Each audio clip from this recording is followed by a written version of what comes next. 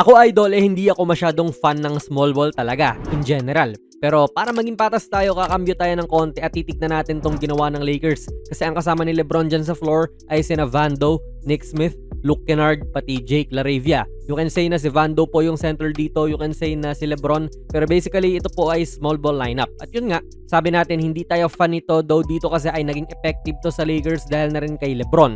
Ang naging benepisyo kasi niyan ay mas malaki ang space kay LeBron talaga at mas mabilis din siya sa mga tumatao sa kanya. Dito muna tayo sa spacing, kita nating lahat ng players ay nasa labas talaga. Walang big man dito na nakabara like wala nga si Ayton or wala si Jax.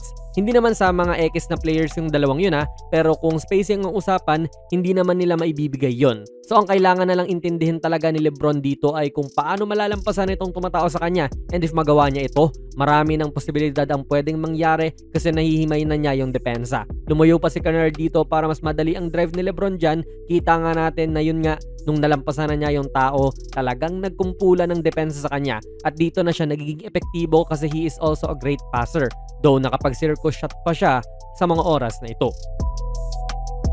Now, ang tanong naman ngayon, Nas, paano naman yung depensa nila? Oo, okay yan sa opensa. Pero dito, may center ang Dubs ngayon at ang pinapatao dyan ng Lakers ay si LaRavia lang. Malamang lalamunin lang siya ng big man kung magkataon At yung ganitong thinking nga ng Warriors na dapat ay hahanapin nila kagad yung big man kasi siya yung may advantage dyan, ang ginamit din ng Lakers sa kanilang advantage. Talagang inabangan na nila yung mga pasa papunta rito.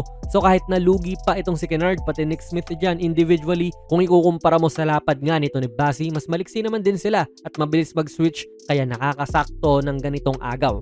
If nasalo ni Basi yan, malamang score din yan Again idol, kung laki lang naman talaga ang pag-uusapan, si Basi talaga ang may advantage dito sa floor para sa Warriors kasi nga siya yung big man na nandyan and yung Lakers wala. And syempre, hinahanap-hanap din talaga siya dahil dito. Pero hindi sa palakihan nakipagtagisan ang Lakers ng mga oras ito, kundi sa technique talaga. Tulad nitong mga matatalinong strip para hindi siya mabuli. Again po, kung nasalo ng ayos ni Basito at hindi nakagawa ng steal ang Lakers, malamang ay makakascore nga talaga siya.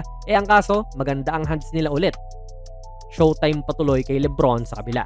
And syempre kapag si LeBron din yung ginawa mong sentro, mas mabilis yung pacing. Tulad ngayon na hindi na niya kailangan talagang ipasa yung bola sa iba at siya na mismo yung magtatanga nito. Wala na, iwan na yung sentro nung kabila at nakapag coast to coast na rin po si LeBron. At hindi lang actually si LeBron yung nakakapag-breakdown ng depensa sa mga oras na ito. This time ay si Luke Kennard naman.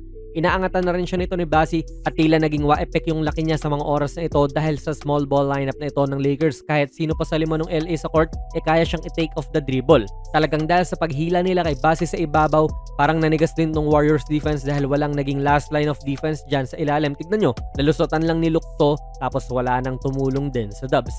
Pero yun nga, ang pinaka-benefit nito ay una, he can take anyone naman din kahit pa si Draymond yan. At dahil sa small ball, ang laki ng spacing talaga. Mas na-amplify yun. Kita nyo, napapadecide tong si Basi na mag-help dyan sa driving na si LeBron kesa manatili dito kay LaRavia. Kaya syempre, libreng-libre na to at iniiwanan nga niya. Yung spacing talaga idol, kaya empowered yung opensa ng Lakers dito. Ibang diskarte nga itong pinakita ng LA Idol kasi nag-small ball lineup sila dyan kahit na maganda naman yung laro ni Ayton this game.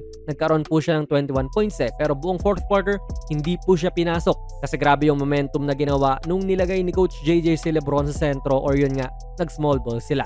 Tinakbuhan lang nila ng tinakbuhan tong Dubs at hindi sila nakasabay. May mga positibo pati negatibong epekto rin po itong small ball lineup idol pero mukhang positive po yung effect niyan this game para sa LA. Kaya sa mga idol natin dyan, gusto nyo pa ba makakita ng more LeBron at center na lineups? Ilagay nyo lang po ang inyong mga komento sa ating comment section. Kung nagustuhan nyo po ang ating video ay pakipindot na lang idol ng like button, mag-subscribe ka na rin sa ating channel. And ako nga pala si Jonas PB and as always, hanggang sa muli.